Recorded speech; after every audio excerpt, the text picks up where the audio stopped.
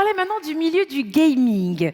Si vous pensiez que Twitch n'était fait que pour les gamers, eh bien on va y répondre. Du fitness, aux échecs, aux talk shows, Twitch s'adresse à tous. Et pour cause, elle vient s'adresser à nous aujourd'hui. On a la chance de l'avoir avec nous, Mélissa Simoni, Sales Director of France and Benelux pour Twitch. Applaudissements pour elle, s'il vous plaît.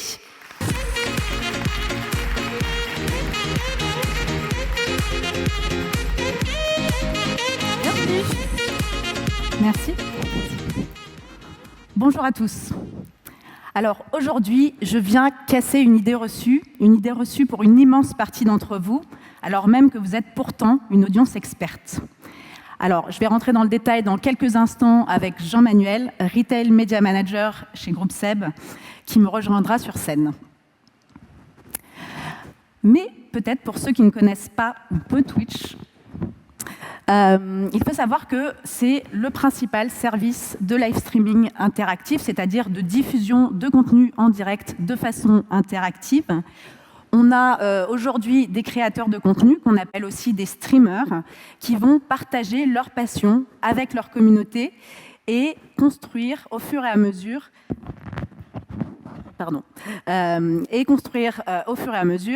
des passions et des communautés autour de ces passions.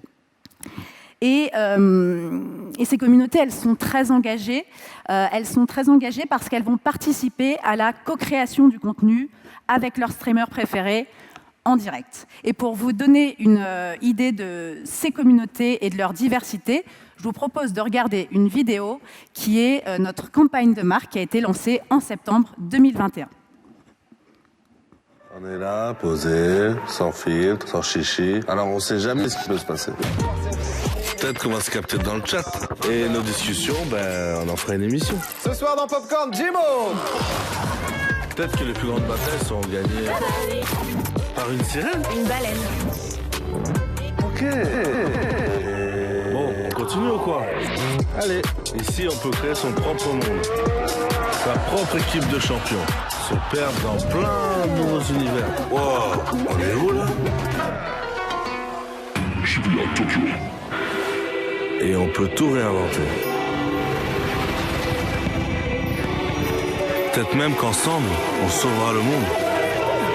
Ici, on partage tout le temps, avec tout le monde. Parce que quand on part en live, à peu près tout peut arriver.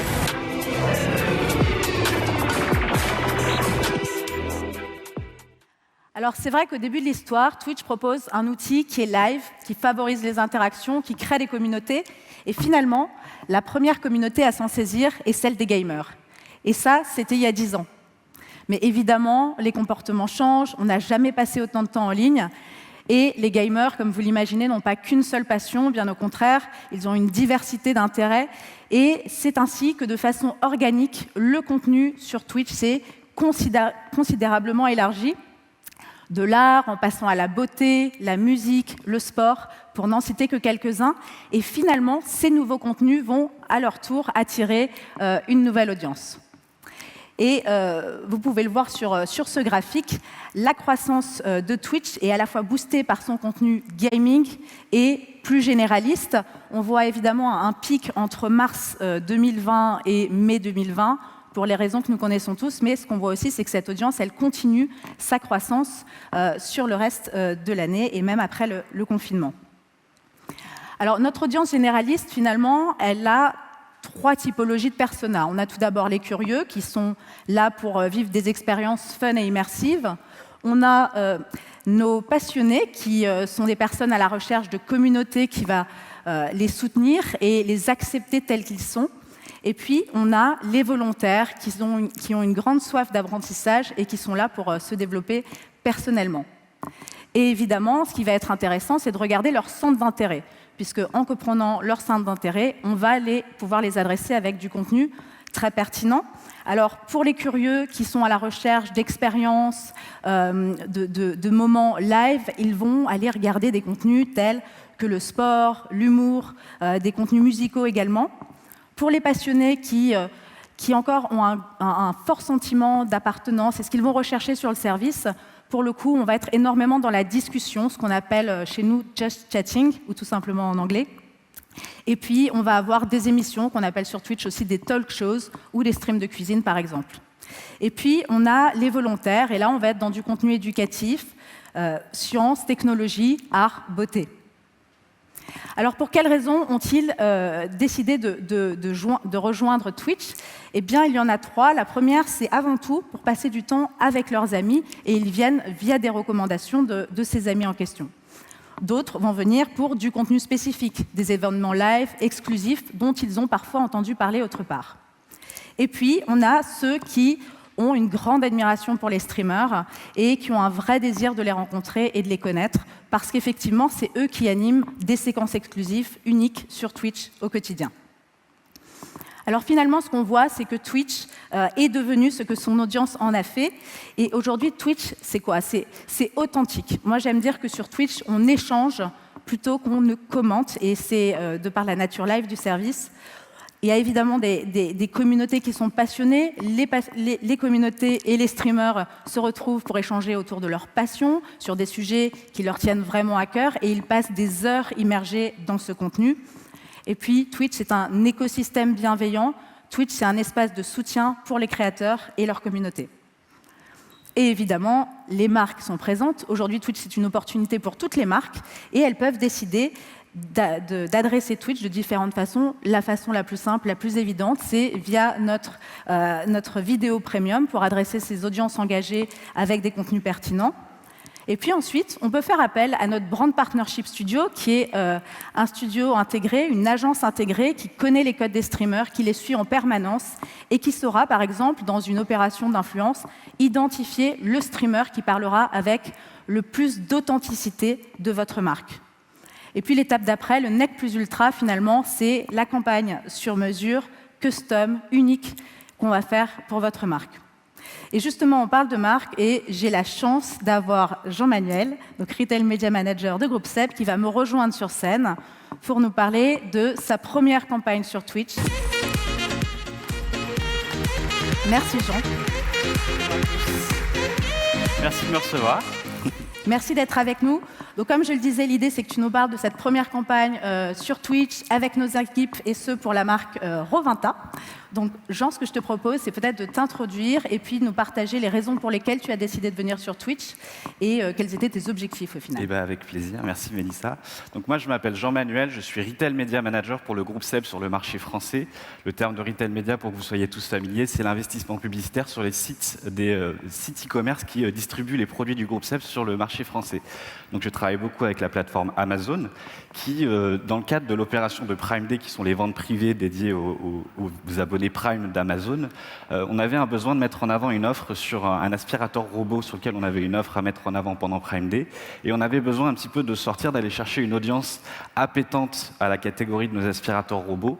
Et du coup, on a challengé les équipes d'Amazon Advertising qui nous ont mis en contact avec les équipes de Mélissa et le Brand Creative Studio, Brand Partnership Studio, pardon, qui nous a donc proposé une activation sur Twitch pour mettre en avant et aller chercher cette audience qui peut être appétente autour de nos aspirateurs robots, qui est une audience jeune et qui est assez appétente des produits connectés que sont les aspirateurs robots.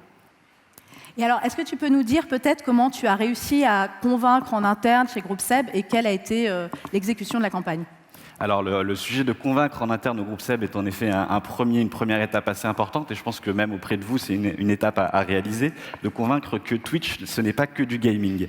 L'audience qui est présente sur Twitch est une audience qui est ouverte à beaucoup d'autres sujets que le gaming, et on avait besoin donc d'être rassurés sur le fait que Twitch était pertinent pour cette audience des aspirateurs robots, et que l'activation qui nous a été proposée, qui était donc sur la génération de vidéos et d'influence avec un partenaire influenceur streamer sur Twitch, était cette première étape.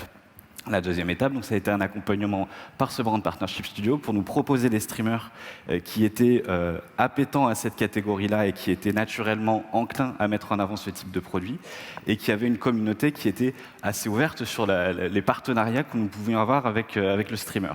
Une fois qu'on a fait cette primo-sélection, on a eu la proposition d'une streameuse qui s'appelle Avamind, qui je crois sera présente en fin de journée à l'une de vos masterclass, qui avait la chance ou la malchance selon le point de vue d'avoir d'avoir son aspirateur robot d'une marque concurrente, ce n'est pas de mon fait, qui est tombé en rade et du coup qui était tout à fait intéressé par ce type de partenariat et qui du coup naturellement connaissait le produit, connaissait les bénéfices de ce type de produit et qui du coup rentrait parfaitement dans un moment de vie de remplacement de son produit.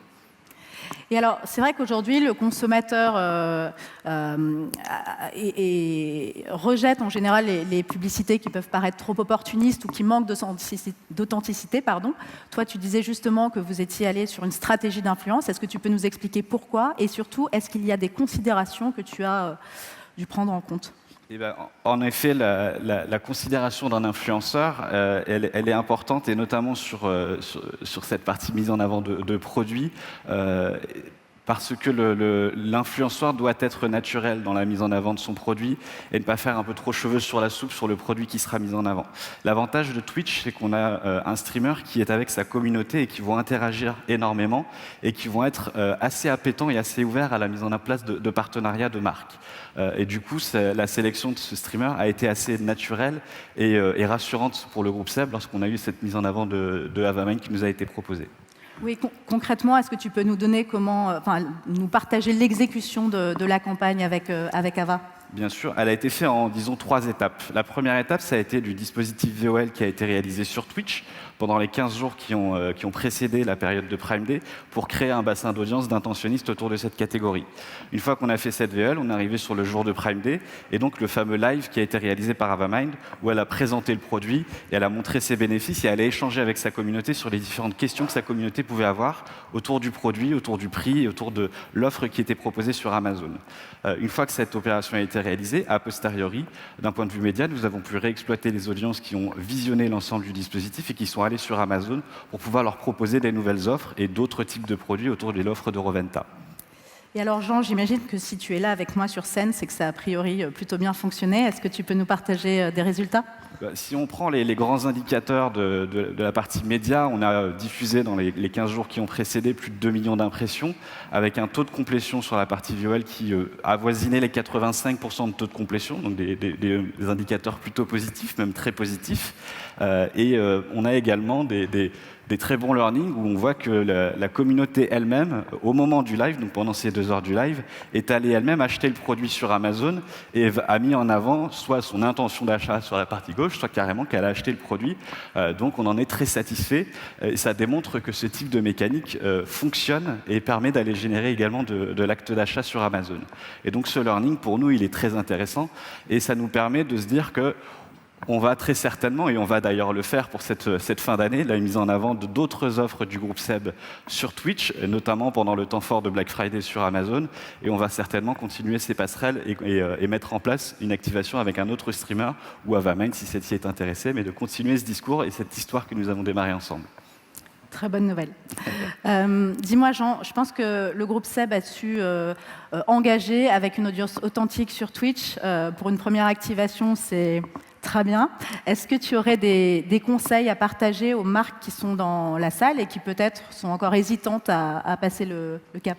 Les 3 grands conseils que j'aurais, c'est premièrement un petit peu de casser les idées reçues que Twitch ce n'est que de l'univers du gaming.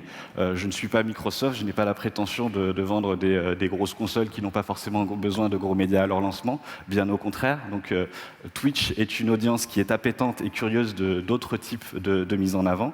Ensuite, le deuxième learning, je dirais que c'est de la puissance que le streamer a avec sa communauté et la partie échange authentique qu'il y a avec la plateforme de Twitch et avec leur communauté. Et enfin, c'est la confiance auprès des équipes du Brand Partnership Studio, qui est le studio créatif qui est intégré à Twitch, qui accompagne, qui rassure et qui fournit toutes les informations pour que la prise de décision du streamer, la sélection du streamer et de tout le dispositif média associé soit faite dans la meilleure confiance possible et bien évidemment avec un service après-vente et l'accompagnement des bilans pour faire tous les learnings de ce dispositif qu'on a fait. Merci beaucoup Jean pour ton témoignage. Merci et pour ta présence sur scène avec moi. J'en profite pour rappeler qu'à 17h, on a la masterclass avec 2 streameuses, dont Havamind qui a participé à la campagne Twitch. Et ça, c'est intéressant parce qu'on verra peut-être un peu l'envers du décor, aussi comment elles construisent leur communauté, comment elles les engagent au quotidien, et puis comment ça s'est passé sur cette campagne avec Roventa et puis avec les autres. Donc, venez nombreux et merci encore. Merci de nous avoir écoutés. Merci beaucoup. Merci. Merci beaucoup. Applaudissements pour eux.